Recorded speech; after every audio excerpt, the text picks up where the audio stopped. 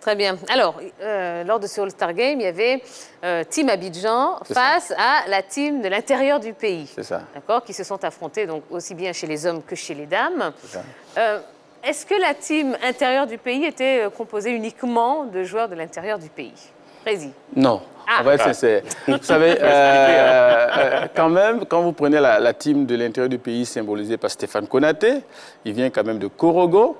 Donc, on lui a donné une possibilité de prendre des mercenaires de façon spécifique. Mais prochainement, il aura l'occasion de prendre quasiment des joueurs venus à 100% de l'intérieur. Ça se fait partout, hein, que ce soit en France. Oui. Il y a une possibilité de franchiser. Donc, vous voyez qu'on est vraiment dans l'esprit All-Star Game. Mais il fallait avoir quelqu'un de symboliquement venant de l'intérieur pour pouvoir prouver qu'il n'y a pas que du basketball à Abidjan. Ça avait du sens. Le sens symbolique, c'était de dire, écoutez, on est à Abidjan, mais on vient de quelque part. Et il ne faut pas que le basketball seulement reste au niveau d'Abidjan. On a près de 15 ans, il y a près de 15 ans que les équipes, le championnat est animé par des clubs d'Abidjan.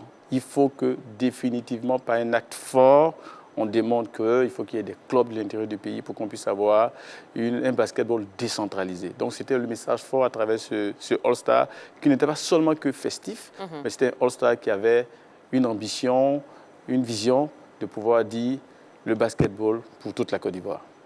Alors, parlons maintenant du niveau de jeu. Qu'est-ce que vous avez pensé du niveau de ce All-Star Game? Là, vraiment, je n'étais pas seul, j'étais avec la direction technique, avec Pichi Subošić, un Slovène, grec, qui était en approche pour pouvoir s'occuper de la direction technique nationale, avec un Espagnol centrafricain de niveau international qui ont joué en NBA. Et là, c'est leur regard qui est un regard vraiment vrai. On a été surpris de la qualité de jeu.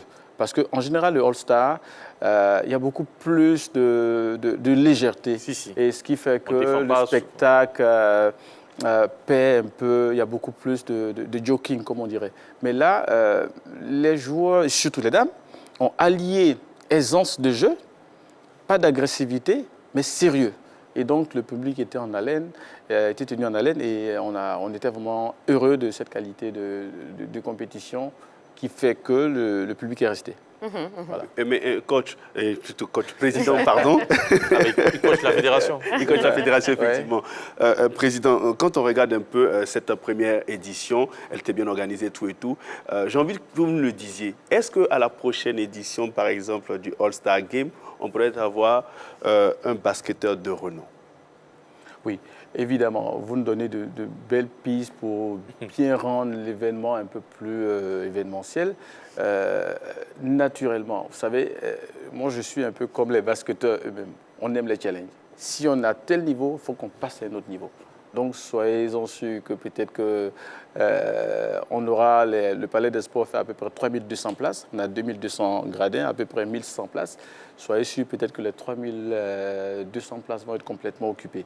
Donc je crois qu'on fera une édition meilleure que celle-là pour arriver à un certain niveau qui permettra d'avoir des people.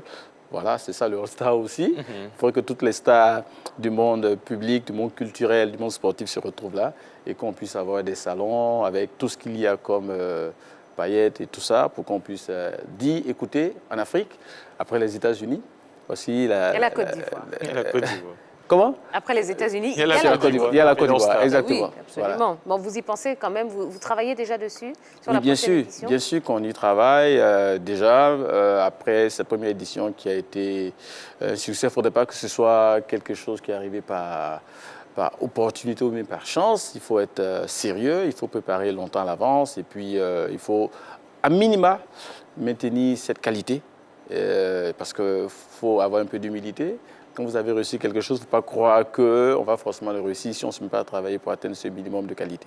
Mais soyez-en rassurés, l'année prochaine, ce sera encore meilleur. C'est tout ce qu'on souhaite. Alors, Prési, parlons rapidement, il nous reste quelques minutes à peine. On va parler rapidement du championnat, du championnat national. On vient de terminer la saison régulière. Là, dans quelques jours, on va commencer les playoffs. Déjà, comment vous avez trouvé cette saison régulière? On a été vraiment heureux d'avoir pu mener jusqu'à bout le programme parce que ce n'est pas évident de faire 22 matchs pour les hommes, 21 matchs pour les dames, dans une période difficile de coronavirus. Le niveau a été relevé. On est vraiment heureux de cette première phase-là et je pense que dès le samedi, le vendredi, les playoffs vont démarrer et avec encore une qualité de spectacle, d'autant plus que les clubs sont renforcés avec des Américains, des Africains de qualité.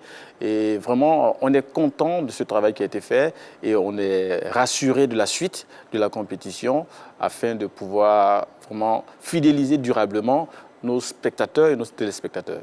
Très bien. Alors justement, que nous réserve la FIBB pour ces playoffs? La FIBB réserve à tout le monde un show à la dimension du All-Star que vous avez vu.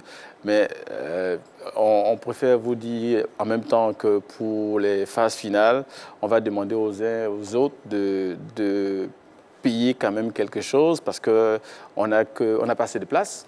Et donc, vu que le spectacle prend de l'engouement, nous, on a besoin de bien s'organiser, de bien... je vais dire, faire la sélection par un minimum de contributions afin qu'on puisse savoir qu'il faut que chacun contribue un tout petit peu pour pouvoir profiter de ce spectacle parce qu'on va forcément jouer, faire de la compétition et en même temps faire participer le public par des artistes de renom qui viendront participer à cet événement-là. Et donc, pour avoir un concert dans un spectacle de basketball, il va falloir évidemment que ceux qui veulent profiter de cela soient capables de également venir contribuer un tout petit peu. Donc, ça, c'est l'aspect promotionnel, mais à la réalité, on aura un spectacle de qualité sur le plan sportif. Et tout ça, c'est pour pouvoir pousser nos athlètes à relever leur niveau afin d'être de façon effective aux compétitions internationales et d'être parmi les meilleurs d'Afrique. D'accord.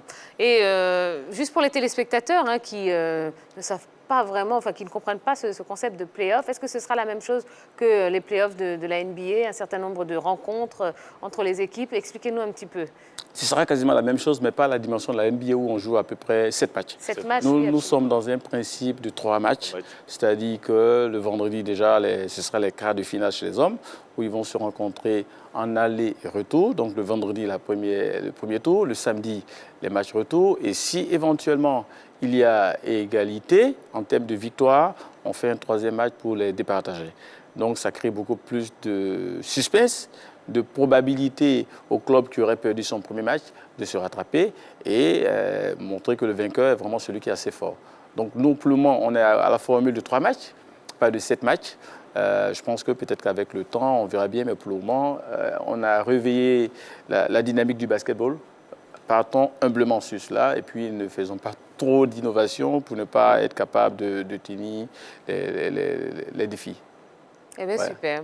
Ouais. C'est bon, vous avez eu toutes les réponses à vos questions, messieurs? Bien sûr, on a tout eu. Eh bien, donc, le rendez-vous pour les playoffs, donc, ça commence le vendredi. Ouais. À quelle heure? Le vendredi à 18h. À 18h.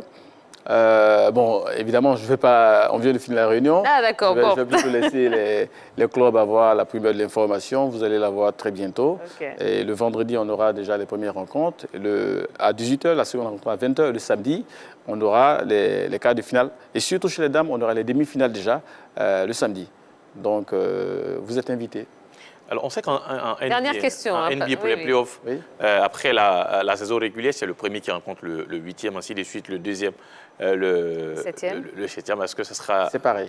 Le premier rencontre le 8e, le 7e le 2e, le 6e le 3e, le 5e le 4e. Plus ou moins, si on a le classement, on connaît les affiches. Oui, on peut vous donner les affiches. Vous savez, le quart de finale, on aura ABC qui jouera contre IVSTP. Oui. On aura l'équipe de SOA qui rencontrera l'équipe de JCA. Et on aura l'équipe de Azur qui rencontrera l'équipe de CSA Treichville et l'équipe de Warriors contre l'équipe de ASA chez les hommes. Et chez les demi-finales, ce sera l'équipe de ABC qui va rencontrer l'équipe de CSA Treichville et l'équipe de NCA contre l'équipe de la SOA. Donc vraiment, on aura des compétitions de très, très, très haut niveau. Surtout ABC-CSA. Ah, ça va chez les dames? Oui, chez les dames, comme ça on va dit, une grande équipe va tomber. Voilà. Eh bien, c'est ça, c'est la loi du sport. Voilà. Eh bien, merci beaucoup, Président. C'est moi. On vous souhaite de continuer parce que vraiment, on voit que depuis que la nouvelle fédération est là, ça bouge au niveau du basket. Donc, ça nous fait vraiment plaisir de vous accompagner, surtout dans cette belle aventure. Donc, vous revenez quand vous voulez. Nous, on sera là. On va suivre ces playoffs avec beaucoup d'attention. Comptez sur nous et que la fête soit belle. Merci pour votre soutien et bonne émission. Merci beaucoup.